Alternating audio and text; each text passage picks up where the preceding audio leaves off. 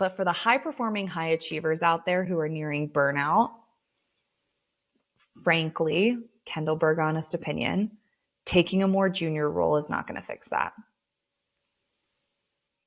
All it's going to do is decrease your influence and your clout and your scope, give you less power to fix the problems that you're facing, and then still burn you out with an insane workload. I think the reason people are trying to move down the corporate ladder, with the exception of managing people, if you're just doing it because of stress and burnout and workload, until you learn to implement and maintain boundaries, the level of your position is not going to determine your workload. I have worked with VPs who had really flexible schedules and golfed on Tuesdays and took time off to go to their families' recitals and baseball games. And I've worked with VPs who worked every single day of their vacation until 2 a.m. It's not the seniority that determines the flexibility. It is the boundaries and the way that the individual operates within their. Welcome back to this episode of Secrets of the Career Game. So many people are trying to navigate a corporate world that is laden with secrets, cleverly hidden, and unspoken rules to a game that most employees don't even know that they're playing. On this podcast, we try to give you a peek behind the curtains and some tips and tricks to ultimately make you successful in your career and help you progress a little bit faster. Hello, lovelies. Welcome back for another great episode on the pod. Today, we are talking about how to make tiny career moves that have a big professional glow-up effect. So right now, the butterfly effect is having its moment on social media, where it's reminding us that even the smallest changes, the smallest actions can really shape our future job, our careers, and of course, our lives. So according to a recent LinkedIn poll, the most common butterfly effect is the post-layoff career pivot, right? So this is changing an industry or changing your role type post-layoff. And right now they're saying 1 in 3 people are using a layoff as the springboard to ultimately make that change. And I think that this is somewhat common, right? I work with a lot of individuals who have experienced a layoff or who have been through a change in company restructuring that ultimately led to them to quit. And when we're in the moment, it sucks to get laid off. All right. I'm not going to minimize that. I'm not going to tell you that your feelings are wrong. It blows to be added to a meeting 1 hour in the future with your HR people and be told like, tough, your position's been eliminated, right? Getting laid off sucks. It does. There's no nice way to put that. There's no positive, well, you'll feel happier in the future. Like, and there's nothing you can say, right, that's going to make that better. So if you've recently been laid off, if you're going through a layoff, like take a moment, sit with it, feel all the feels, give yourself a breather, take a week or 2 off, go to the Bahamas for all I care, and then come back and get ready to reframe your mind. But post that layoff, what we don't want to do is jump from a ship that was on fire into a ship that is sinking. And I know it is hard when your financial and livelihood is on the line, right? Where you're like, hey, I've got to get into a new job because if I don't, I'm not gonna be able to pay my bills. And we panic, then we take some job that we know is not going to be the right fit. We know it's going to suck, but we do it anyways because we want that continuity. We don't want a gap in our resume and we want a paycheck. But you're much better off taking a couple of steps back and realizing what do you actually want to do. Now, this could also be true if you are choosing to leave a toxic work environment or choosing to leave a work environment that's no longer supporting you or suiting your needs. So don't feel like you have to wait for a layoff to really assess your career. I just find that when you are laid off, you're kind of forced to take a step back and think about these things. So when it comes to evaluating your future career, there's a few things that you need to do. The first is you need to figure out what is it about work that you like. And I'm not talking the tactical things, right? Don't think about your marketing. Don't think about your Excel spreadsheets. Don't think about running campaigns or answering client questions. Think about the things you really love doing at work. For me, I really love problem solving. I love the chaos. Okay. I don't work for large, super structured companies because I need chaos. And more importantly, I need the space to fix the chaos, which you don't get at big companies generally, in order to feel satisfied at work. So what are those things for you? Do you really love managing people? You really love problem solving. You really love thinking strategically. You really love getting to ideate and innovate and come up with new things. You love building new solutions. Like, what is it that you like that's not technically related to your job, but is really what's filling your cup? Right? It's what's leaving you happy at the end of the day. Maybe it's working with a bunch of different people. I don't know, right? Figure out what those things are and then assess what the good fit jobs are for that. So I do this in my career strategy sessions with my clients. And I always tell them that there might be 1,000 jobs that are a good fit for what your passions are, but there's 1,000,000 jobs that are not a good fit. And our goal is more to eliminate the 1,000,000 jobs that aren't a good fit than it is to try to hone in on one job that's perfect, because most of the time there's not a job that's perfect. And once you know what you're passionate about, then you can find what are those roles that fit you, right? I have marketing campaign managers who come to me who end up in project management or product management. I have salespeople who come to me who end up in tech development. You have to understand what is important to you, what you value, what's going to leave you feeling satisfied at work and happy. And then you need to make a career plan around that. Okay. You need to identify what those are going to be and then make a career plan. So your career plan includes a few things. One, it includes education. Do you need a new certification? Do you need a new skill? Do you need a program? Fun fact, you do not need an MBA. Okay. Just to go on record, MBAs have had their day. If you have an MBA, I'm super proud of you. Yay. But in my experience, an MBA does not have the ROI that it needs, right? There are very few jobs that actually require an MBA. And even if you network, they probably loosely require an MBA. They don't actually require it. So to me, that's not worth the investment. Now, it's a great networking opportunity if you really love school and you want to get your MBA. Who am I to tell you no? But I'm just saying, don't go out and get your MBA thinking it's going to get you an executive level job. It doesn't work that way. But maybe you need a new certification. Maybe you need to learn AI. Maybe you need to spend time in a management course. Maybe you need to go through a CFO program because you want to understand the financial implications. Like, think through what that education pillar may look like in order to support your job search, right?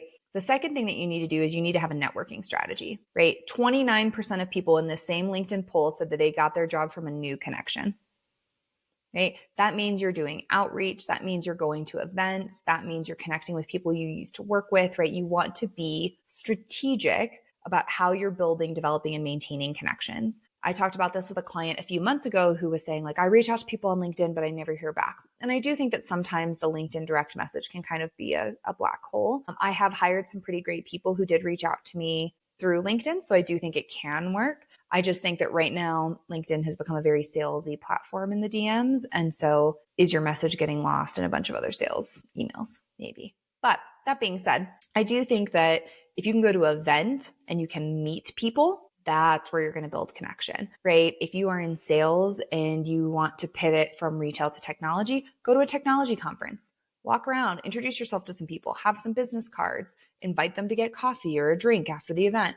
That's where you're going to build connections that allow you to be successful. If you are in marketing, find a way to go to an agency event or go to an event within an industry you want to break into. So if you want to do marketing for, say, health tech, go to a health tech conference, meet people at all those companies. Now you have people who can refer you. People are so much more likely to refer somebody that they've spoken to, that they like their chemistry and their vibe and their personality, than they are somebody who just sent them a direct message on LinkedIn. So if you're really looking to make a pivot and a change, spend some time building those relationships. I talk about this example in my book, Secrets of the Career Game, but I had a client once. I've never met anybody who networked as well as this individual, like killed it. Wanted to make a career pivot, met with every single person in his ideal industry in his city.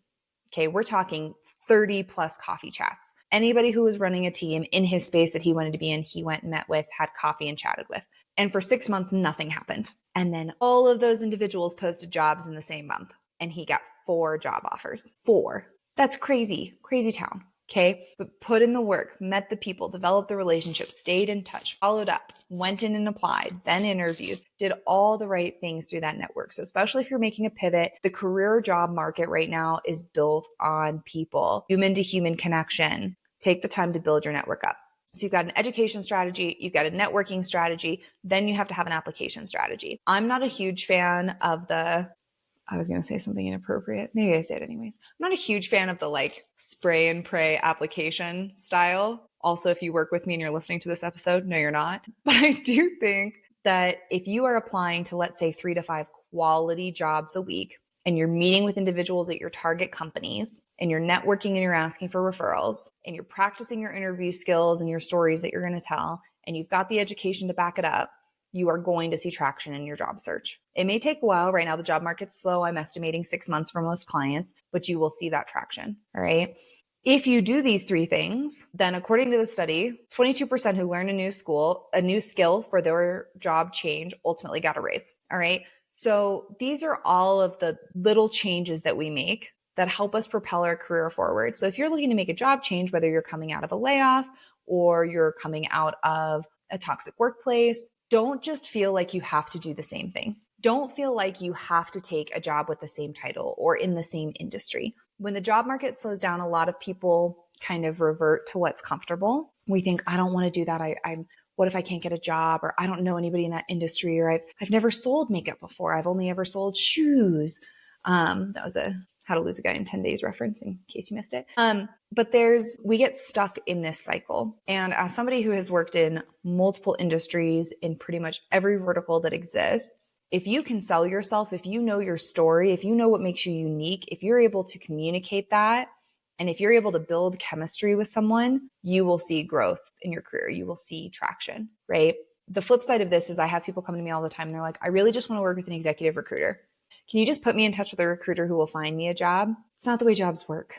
If you're C-suite level, it's kind of how jobs work. But if even then, you're looking 12 to 18 months to find a C-suite position generally, okay? And it's usually because you know somebody who sat on that board or who was in that C-suite and they referred you to the recruiter who's recruiting for that position. The headhunters on behalf of the head, right, don't happen very often, right? They are trying to fill roles because they get compensated by the company, not by the individual. And so don't look at your job market and say, well, I just need someone to reach out to me. I just need someone to come to me with the perfect opportunity. I was talking about this with another career coach on my page, Farah. We're going to do some more content together in the future as well. But the job market right now takes more labor than it ever has. It takes more time. It takes more intention. It takes more effort. It takes more outreach. If you are not doing all of these different pieces, somebody else is.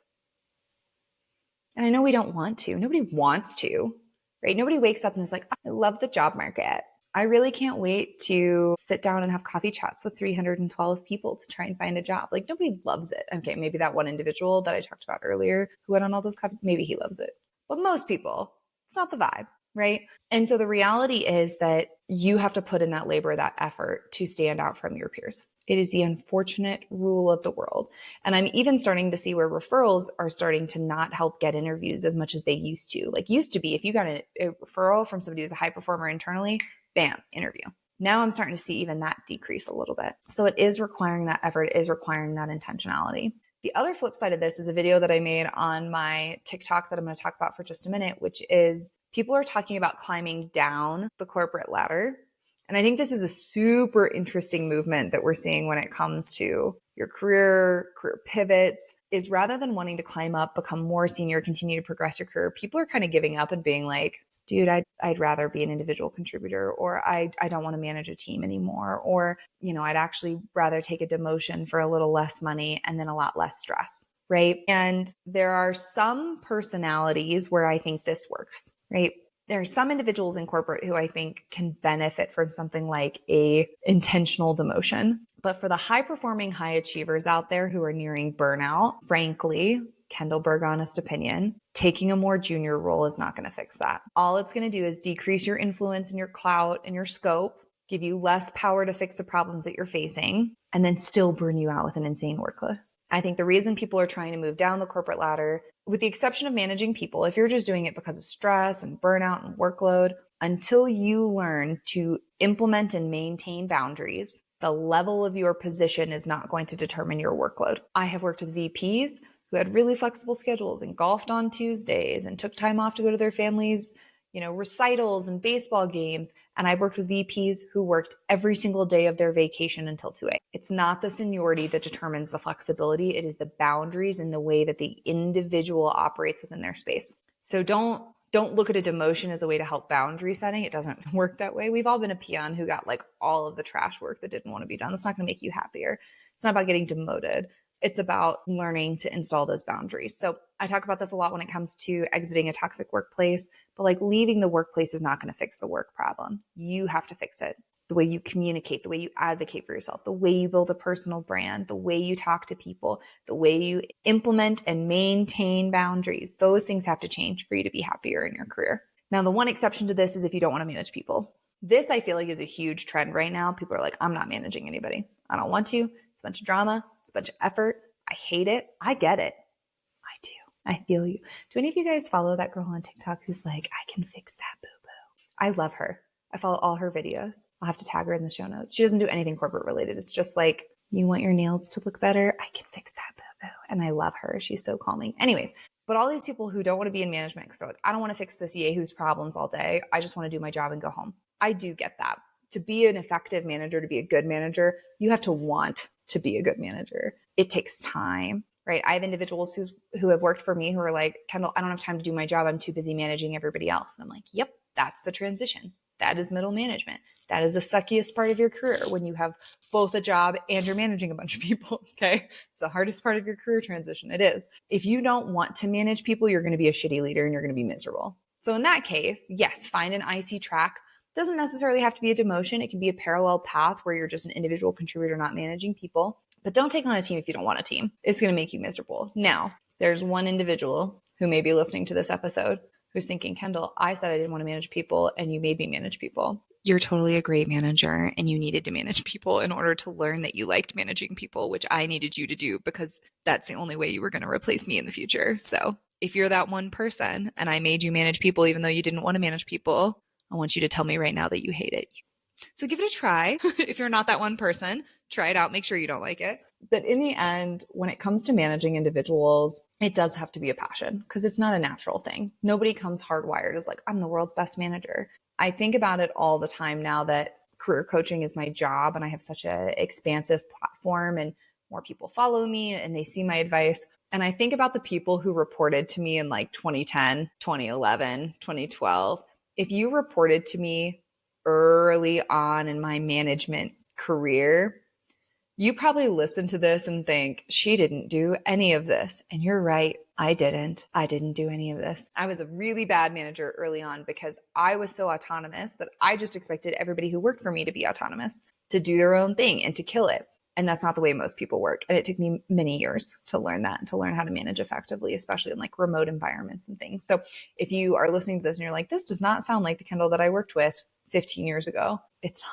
I invested a lot of time and effort to try to get better at these things. I promise. Now, my staff today would probably say that I'm a much better manager than the staff I had 15 years ago because it is a skill that I have learned and I have honed and I've really leaned into over the last decade. But if you worked for me then, I'm so sorry. And I hope that you've had many better managers over the course of your career. But back on topic, I do feel like the butterfly effect in your career can be huge. You choose an individual contributor path, it's going to be a totally different career than if you chose a management path. If you stay in one career ladder vertical versus making a career pivot when you start to get miserable, you're going to have a very different career. And clients come to me all the time and they say, but like, I've been doing this for 20 years. I've been doing this for 30 years. I'm too old to make a change. This is what I know. You are never too old to make a change. Okay, I don't want to sound like one of those cat posters in the Lego movie or in your bedroom. I'm not a cat poster, but Vera Wang did not make her first wedding dress till she was in her 40s.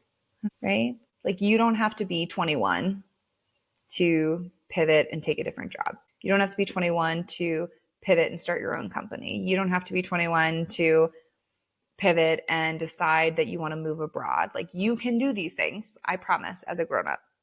All right. And I think about it, that career coach did not exist until my 30s.